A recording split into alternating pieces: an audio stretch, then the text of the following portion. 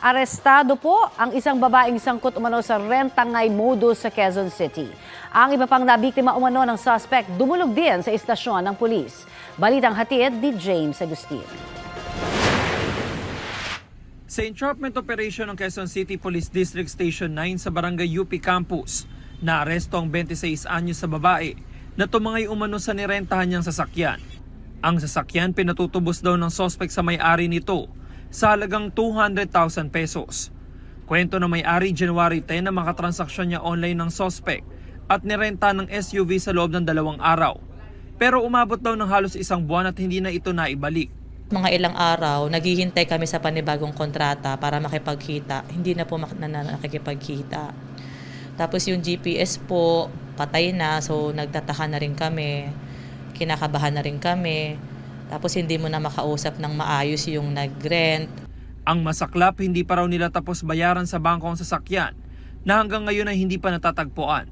Ang hirap makatulog kasi di namin alam kung nasaan nga po yung sasakyan, kung saan po ginagamit. Ilang araw naman po kami nakikiusap na ibalik na kaso ayaw pa rin po talaga.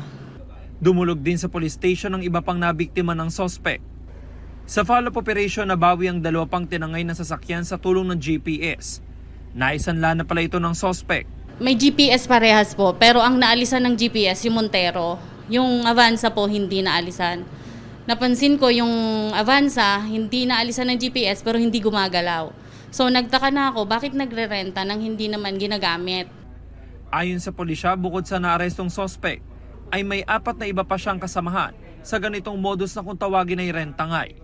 Karaniwan daw ay naghahanap ang grupo na marerenta ang sasakyan online at saka sila magbibigay ng down payment. Ibibigay nila itong masakyan na ito sa mga agent nila.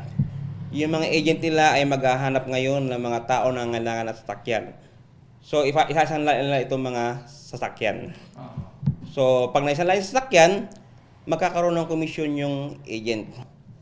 Yung talon naman na tinatawag naman natin as yung ito naman yung pagka nirentahan, yung sasakyan, tapos ibebenta nila yung sasakyan gamit ang mga peking dokumento.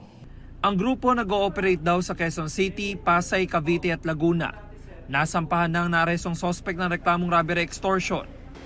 Nadamay lang po ako, sir. Kung ano man po yung naging transaction ko, na ibalik ko na ho ng maayos. Bakit umabot na 1 buwan? Hindi ho ako yung nagtransaksyon ng umabot ho yung 1 buwan. Patuloy na hinahanap ang iba pa niyang kasabwat.